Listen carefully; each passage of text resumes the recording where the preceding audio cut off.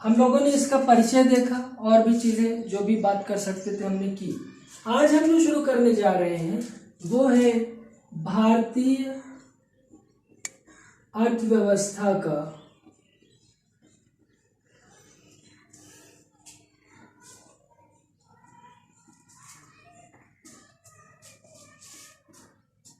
इतिहास। ठीक है, भारतीय अर्थव्यवस्था का इतिहास। अब मैं एक चार्ट ऐसा बनाता हूं और उसको हमको डिस्कस करना है। भारतीय अर्थव्यवस्था के जब तक इतिहास को हम नहीं समझेंगे तो बहुत सारी चीजें यहीं पे क्लियर हो जाएंगी, ताकि हम फिर जैसे नेशनल इनकम है और भी सारी चीजें हम लोग बैंकिंग और ये सब देखते चले जाएंगे। फिलहाल हमको जो समझना है वो है भारतीय अर्थव्यवस्था का इतिहास। ठीक है, तो भारतीय अर्थव्यवस्था का जो इतिहास है वो मैं आप लोगों को 3 पार्ट में बताऊंगा। ठीक है, 3 पार्ट में।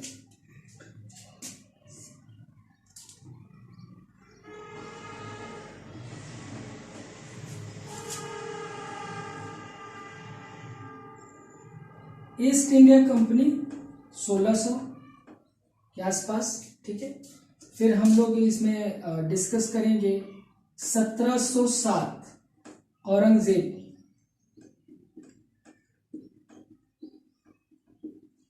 ओके, फिर 1750 डिस्कस करेंगे। फिर इसी पे 1750 के बाद हम लोग 1757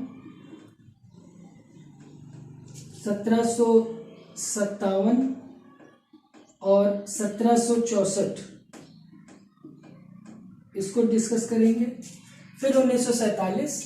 इसके बाद हम लोग आएंगे 1947 से फिर 1991 और फिर हम लोग आ जाएंगे 2021। ठीक है, तो पहले मैं इधर थोड़ा सा बता देता हूं ताकि हम यहां से शुरू कर पाए। भारतीय अर्थव्यवस्था के इतिहास को पूरी तरह से यहां से ईस्ट इंडिया कंपनी से बनने से लेके और भारत में आने से लेके हम लोग यहां से शुरू करेंगे और कहां लेके जाएंगे, कोरोना काल तक, 2021। अब भारतीय अर्थव्यवस्था पे बात करने से पहले कुछ चीजें हम समझ लें। एक तो यह कि 1947 को भारत स्वतंत्र हुआ, भारत को आजादी मिली। लेकिन जो भारत को आजादी मिली वो थी राजनैतिक स्वतंत्रता, राजनैतिक आजादी मिली, राजनैतिक स्वतंत्रता। अंग्रेजों ने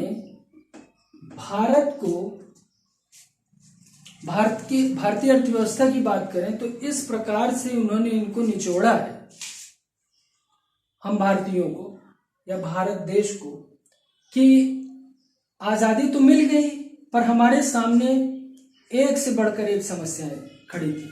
उनको कैसे सॉल्व करना था, यह एक बहुत बड़ा मसला था। आम चुनाव होते हैं 1952 में, पहले आम चुनाव, और पंडित नेहरू जो है प्रधानमंत्री बनते हैं। क्योंकि भारत एक कृषि आधारित अर्थव्यवस्था रही है, लेकिन फिर पंचवर्षीय योजनाओं का आना होता है। फिर 12 पंचवर्षीय योजना जो भी है वो हम लोग आगे उस पर बात करेंगे। अभी मैं हल्का सा यहाँ पे बता रहा हूँ कि भारत ने अभी आजादी पाई ही थी कि भारत के सामने कई तरह की समस्याएं खड़ी थी। एक तो भारत में गरीबी का जो लेवल था वो बहुत ज्यादा था, बहुत ज्यादा गरीबी थी। भारतीय अर्थव्यवस्था को पूरी तरीके से चूस लिया था ब्रिटिशर्स ने, क्योंकि भारत अंग्रेजों का एक उपनिवेश था। उपनिवेश मतलब वो बस भारत जो है अंग्रेजों के लिए, ब्रिटिशर्स के लिए कच्चे माल का एक अड्डा था और कुछ नहीं था। इसका उन्होंने जमकर दोहन किया, इतना दोहन किया कि भारत आजाद तो हो गया राजनीतिक तौर पर, पॉलिटिकल तौर पे भारत आजाद हो गया, लेकिन भारत के सामने भारतीय अर्थव्यवस्था जैसी बहुत बड़ी समस्या सामने थी। उसमें नेहरू जी पहले आम चुनाव के बाद प्रधानमंत्री बनते हैं। और नेहरू का विजन था और उसका असर हम आज तक देखते हैं। खैर, इसकी डिटेल में, यानी हम यहाँ से यहाँ तक इसकी जो डिटेल है वो हम बाद में डिस्कस करेंगे। फिलहाल मैं इतना बताना चाह रहा हूँ कि एक जो लेक्चर होगा वो 1947 से 1991, 1947 से 91 के बीच में भारत ने कई युद्ध भी देखे, जिसमें पाकिस्तान इंडिया का एक युद्ध देखते हैं, फिर चीन का भारत का मामला देखते हैं। ठीक है, भारतीय जो नेहरू साहब थे उन्होंने मिश्रित अर्थव्यवस्था जो है उसको अपनाया, पूंजीवाद या साम्यवादी अर्थव्यवस्था को नहीं अपनाया, उसको लेकर आगे बढ़े।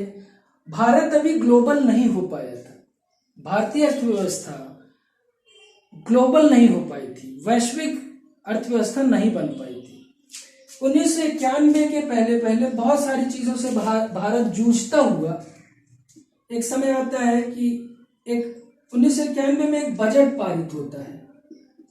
ठीक है, उस वक्त वित्त मंत्री थे मनमोहन सिंह जी, वित्त मंत्री थे मनमोहन सिंह जी।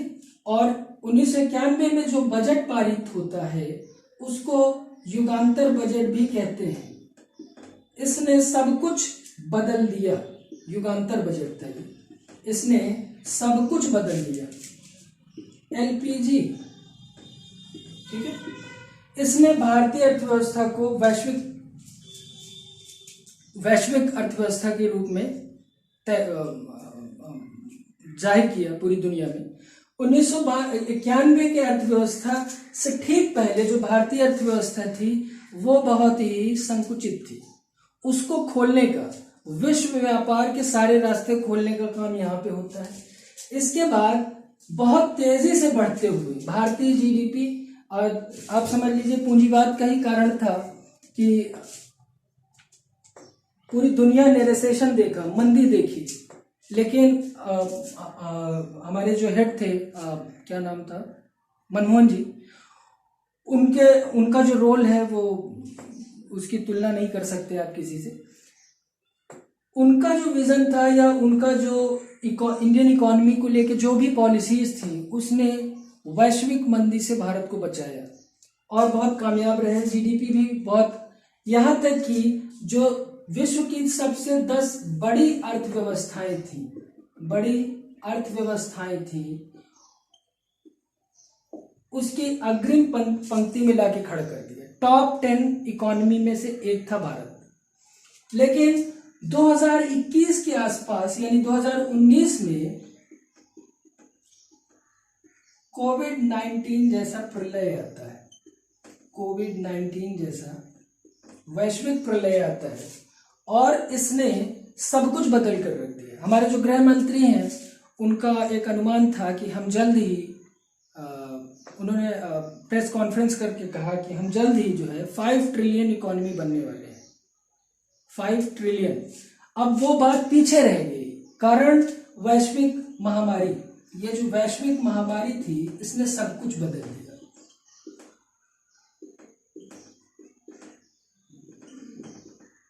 ठीक है, अब क्या है कि हम इसको कैसे कवर करेंगे, भारतीय अर्थव्यवस्था के इतिहास को। मैं इसको 3 पार्ट में कराऊंगा। ठीक है, एक तो स्वतंत्रता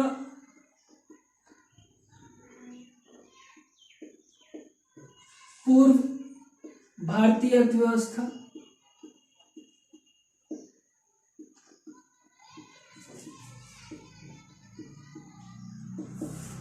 फिर 1947 से 1991 ये मिश्रित अर्थव्यवस्था का प्रभाव पूरी तरह से, लाइसेंसिंग दौर कह सकते हैं आप, इस जमाने में लाइसेंस। फिर 1991 में आपका ये जो बजट जब पारित होगा उसके बाद, अच्छा एलपीजी जो है इसका अभी मैं डिटेल में नहीं जाऊंगा। एलपीजी ये जो बजट था इसने समाज को भी प्रभावित किया। रैट रेस शुरू हुई यहीं से। ठीक है, बाजारीकरण, रैट रेस, गला काट प्रतियोगिता जो है वो यहां से शुरू होती है और इसने बहुत कुछ बदल के रख दिया। आज मतलब इसने लोगों का रहन सहन भी बदल दिया। हाँ, नो डाउट भारत को वैश्विक स्तर पे लेके गया ये। तो 1991 का जो बजट है वो हम बहुत अच्छे से डिटेल में इसको करेंगे। फिर यहाँ से 2021 तक, यानी कि हम 3 लेक्चर में इसको कवर करेंगे।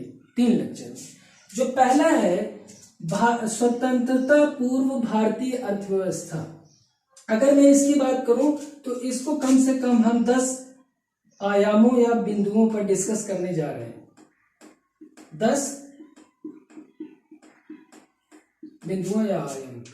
तो अभी हमको 1947 से इधर का नहीं देखना, सिर्फ 1947 तक का देखना है। ठीक है, तो चलें शुरू करते हैं, आगे बढ़ते हैं। जॉन सुलिवन,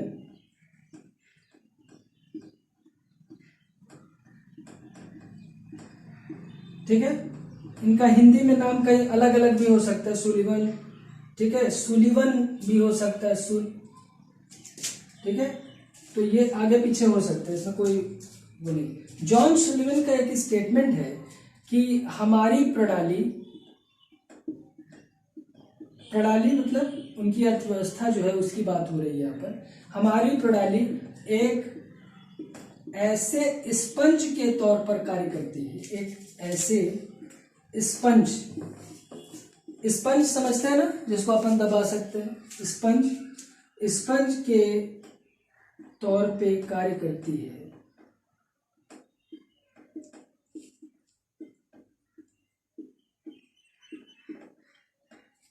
जो गंगा के किनारों से अर्थात भारत से किनारों से प्रत्येक अच्छी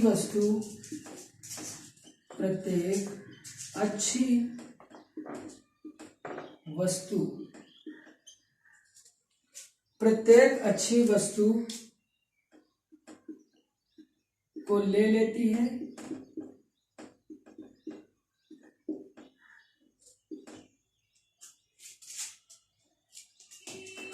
और उसे टेम्स या थेम्स कहीं पर लिखा रहेगा, टेम्स या थेम्स, कहां पे है ये, लंदन, इंग्लैंड, तो उसे टेम्स या थेम्स के किनारे या किनारों पे निचोड़ देती है या छोड़ देती है।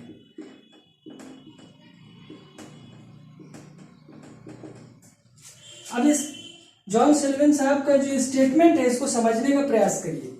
यानी उनकी अर्थव्यवस्था कुछ इस प्रकार से कार्य कर रही थी कि वो भारत में जितने भी प्राकृतिक संसाधन थे या प्राकृतिक संसाधनों के अलावा जो अन्य संसाधन थे वो उनका दोहन करते थे अपने मफाद के लिए, अपने फायदे के लिए। ठीक है, तो वो कुल मिलाकर भारतीयों का भला क्या करते, वो अपने कारणों से, निजी हितों के कारण यहाँ पे रहे और विधिवत उन्होंने यहाँ के प्राकृतिक संसाधनों को, नेचुरल रिसोर्सेज का जबरदस्त दोहन किया, इस्तेमाल किया। उनको कहाँ लेके जाते थे, वो इंग्लैंड लेके जाते थे। और कहीं पर तो हम ये भी पढ़ेंगे कि वो हमारी चीज हमको डबल रेट पर आके बेच जाते थे। तो कुल मिलाकर भारत था, वैसे अंग्रेजों, ब्रिटिशर्स के अधीन सिर्फ भारत ही गुलाम देश नहीं था, सिर्फ भारत ही उपनिवेश नहीं था। कहते हैं कि जहां से सूरज निकलता है और जहां डूबता है वहां तक उनका साम्राज्य फैला हुआ था। ठीक है, एक आंकड़े के तहत 52 से भी ज्यादा देशों पर उनकी हुकूमत रही। तो भारत को भी उन्होंने, भारत के साथ भी किया, अन्य देशों के साथ भी ये किया, लेकिन हमको अपने भारत देश की बात करनी है फिलहाल। आगे हम वर्ल्ड हिस्ट्री में भी देखेंगे अन्य देशों के बारे में। सो जॉन सुलिवन का ये जो स्टेटमेंट है, क्या ये आपको समझ आया? जी नहीं, कुछ पूछना चाहे पूछ सकते हैं आप। सो इनकी जो अर्थव्यवस्था है कुछ इस प्रकार से कार्य कर रही थी। सिंपल सी बात ये है कि वो प्रत्येक अच्छी चीज को, यहाँ पर जो भी उनको चाहिए था, उसका कारण क्या है, ये इनको चीजें चाहिए क्यों थी, वगैरह वगैरह, ये सब हम पहले यहाँ पर देख लेंगे उसको। तो अब हम लोग शुरू कर रहे हैं स्वतंत्रता पूर्व भारतीय अर्थव्यवस्था। ठीक है, इसको कम से कम 8 से 10 बिंदुओं पर हम देखेंगे, ठीक है।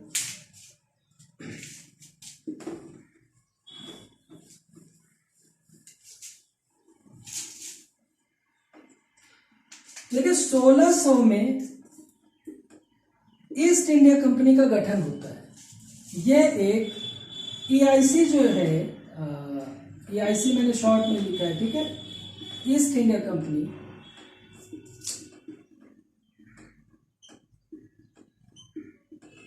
इसका गठन 1600।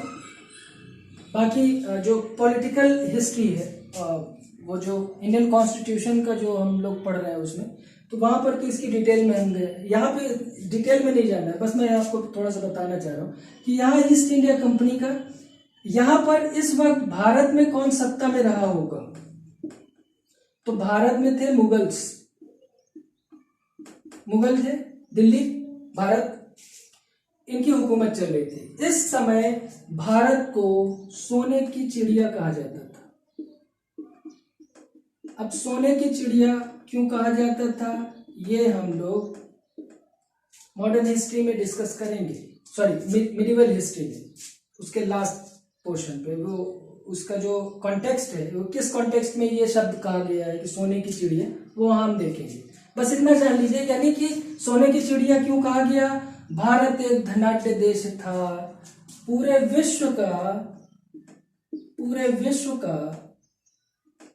विश्व की 1/3 संपत्ति, धन, ठीक है, वो कहां पे था, वो भारत में था। आज हम US और चाइना की बात करते हैं, ये भी उस समय की तुलना में अगर देखा जाए, क्योंकि GDP आपको बता दूं, GDP जो है औरंगजेब के समय पर भारतीय GDP का एक अनुमान के तहत 24 से 33 रही होगी।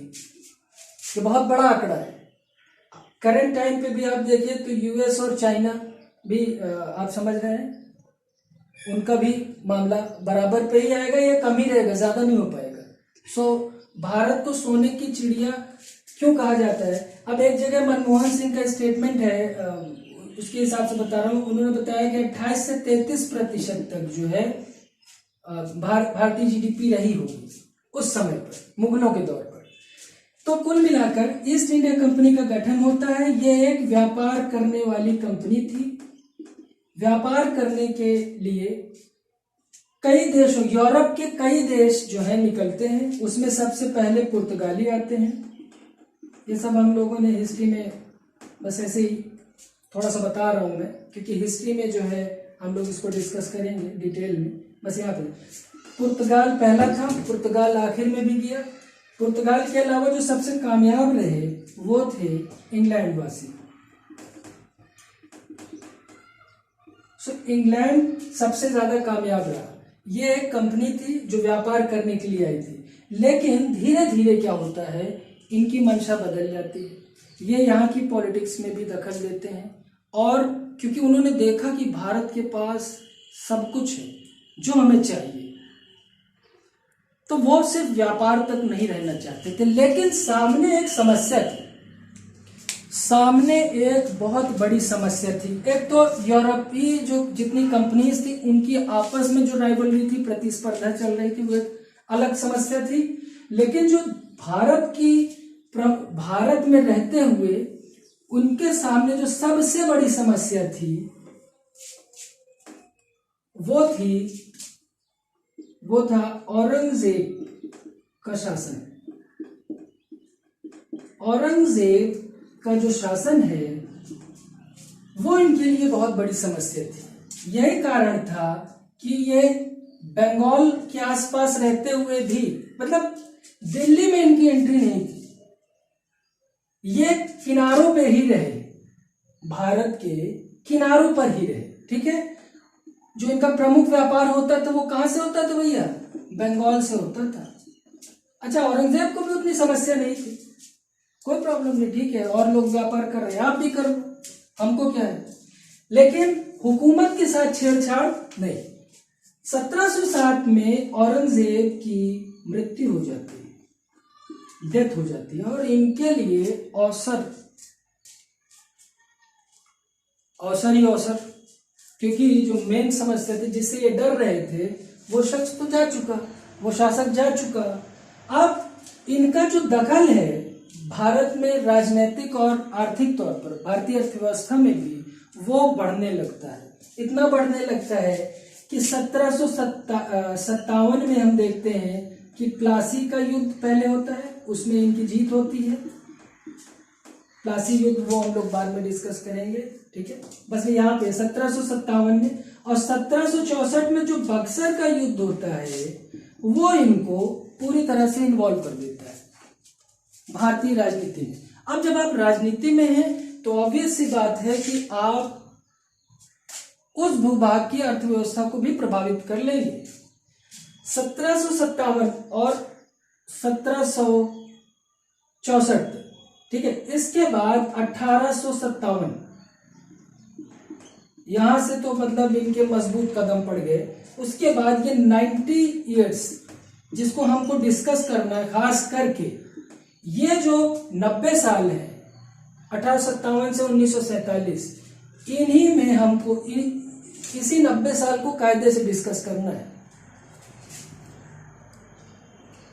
90 साल को कायदे से डिस्कस करना है। अच्छा, ये कच्चे माल के तौर पर भारत का इस्तेमाल करते रहे, उसका कारण एक समझ लीजिए हुआ क्या था। इस्तेमाल तो वो ऐसे भी करते हैं, लेकिन उनका जो दोहन करने की क्षमता थी उसको उन्होंने बढ़ा दिया। इसके लिए उन्होंने, जैसे हम देखते हैं कि उन्होंने रेलवे शुरू किए और भी सारी चीजें, वो अपने दोहन की जो प्रक्रिया है उसको डबल और ट्रिपल करने के लिए उन्होंने ये सब किया था। उसका कारण था कि 1750 के आसपास औद्योगिक क्रांति की शुरुआत होती है। औद्योगिक क्रांति की शुरुआत होती है, और कहाँ शुरुआत होती है? इंग्लैंड में। औद्योगिक क्रांति से मुराद मतलब क्या है? इंडस्ट्रियल रेवोल्यूशन से मतलब क्या है कि अभी यहां पर आज के समय में आप सेकंड सेक्टर बोल सकते हैं, ठीक है। इंडस्ट्रीज, फैक्ट्रीज, ठीक है, मशीनीकरण शुरू हो गया, ठीक है। अब क्योंकि जो सेक्टर्स होते हैं, first sector, second sector, third sector, उसमें हम देखते हैं जो प्राथमिक क्षेत्र होता है, प्राइमरी सेक्टर होता है, वो होता है कच्चे माल का। अब इन्होंने सपोज एक फैक्ट्री डाली है कपड़ों की, ठीक है, कपड़ों की, तो उनको कपास चाहिए और चाहिए नील, ठीक है। तो कच्चा माल उसके लिए ये अन्य देशों में भी यही करते थे, लेकिन भारत में, क्योंकि हम भारतीय अर्थव्यवस्था को डिस्कस करें, भारत में कपास और कच्चे माल, नील, इनकी खेती इन्होंने अपनी शर्तों पे कराना शुरू किया, ताकि ये इस कच्चे माल को कहां लेके जाए? इंग्लैंड में लेके जाए, और उसको वहां पे वो मैन्युफैक्चर करे, जो भी करे, उसके बाद वो हम ही को लाकर। इसका एक प्रमुख, जो इन्होंने बहुत तेजी से भारतीय अर्थव्यवस्था को तबाह किया, उसके पीछे का प्रमुख कारण 1750 का औद्योगिक क्रांति भी रहा है। बल्कि यही रहा है, ऐसा भी कहने में कोई दिक्कत नहीं है, क्योंकि इसके पहले भी ये थे, पर उतना इम्पैक्ट नहीं पड़ा भारतीय अर्थव्यवस्था पे, उतना बुरा इम्पैक्ट नहीं पड़ा। लेकिन 1750 के बाद तो उन्होंने मतलब लूट मार मचा दी एकदम से। चले, ठीक है। तो अब हम लोग शुरू से इसके जो 10 बिंदु हैं उनको देखते हैं, ठीक है। तो पहला बिंदु डालेंगे आप, निम्न स्तरीय आर्थिक विकास। निम्न स्तरीय आर्थिक विकास,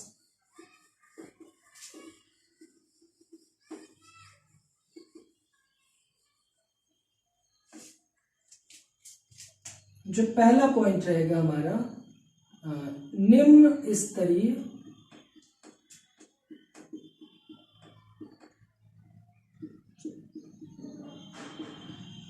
आर्थिक विकास, ठीक है। चलो,